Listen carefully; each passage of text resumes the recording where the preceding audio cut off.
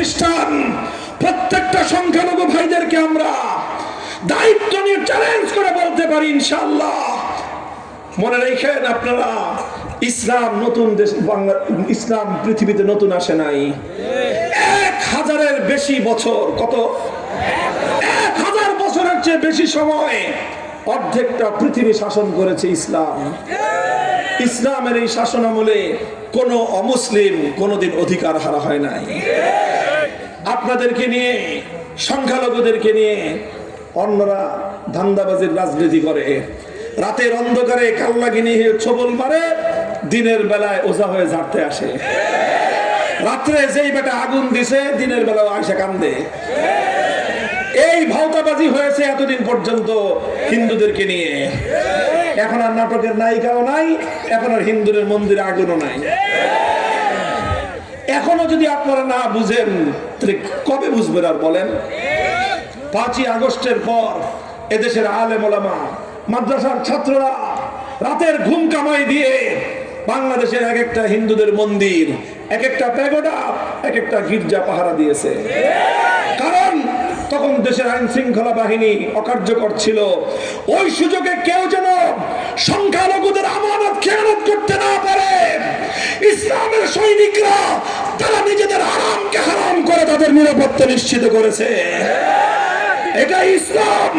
আমি দায়িত্ব নিয়ে বলতে পারি, যদি ইসলামী সমাজ ব্যবস্থা কায়েম হয়, কোন হিন্দু, কোন বৌদ্ধ, কোন খ্রিস্টান তার জান, মাল, ইজ্জত, আবরু, ধর্মীয় নিরাপত্তার উপর চোখ তুলে তাকাবার কারো হিম্মত হবে না ইনশাআল্লাহ। ইসলাম তোমাকে যে অধিকার দিবে, পৃথিবীর কোন মতবাদ তোমাকে সেই অধিকার দিতে পারেনি। এই জন্য আমাদের স্লোগান হলো, ধর্ম বর্ণ ভিন্ন মত সবার জন্য খেলাফত। বলেন, ধর্ম বর্ণ ভিন্ন মত সবার জন্য। আসো হে বাংলার বঞ্চিত মানুষ, শত শত বছর ধরে তোমাদের পূর্বপুরুষরা ঘাম দিয়েছে, অশ্রু দিয়েছে, বুকের রক্ত দিয়ে এই মাটি তোমাদের কাছে আমানত রেখে গেছে। আসো আমরা সবাই মিলেমিশে পূর্বপুরুষদের আমানতের এই সোনালী মাটিতে আমরা সোনার ফসল ফলাই। কোরআনের শাসন কায়েম করতে প্রস্তুত আছেন তো ইনশাআল্লাহ?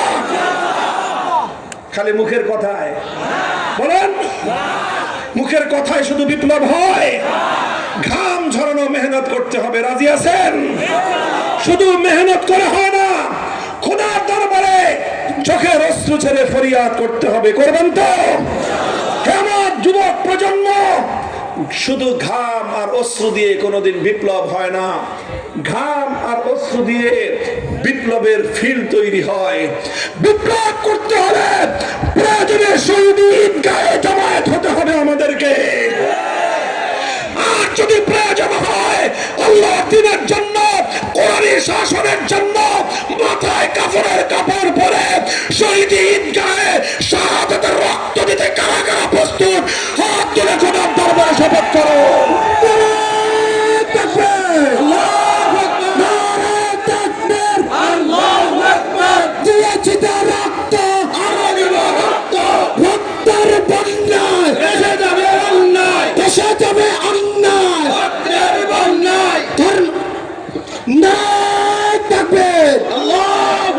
ভাই, এগুলাকে শুধু কথার কথা, শুধু শুনলাম, মজা লাগলো, চিল্লাইলাম, স্লোগান দিলাম, এরপর বাড়িতে যা ঘুম দিলাম, ভুলে গেলাম, এমন কথা না। এগুলো শপথ।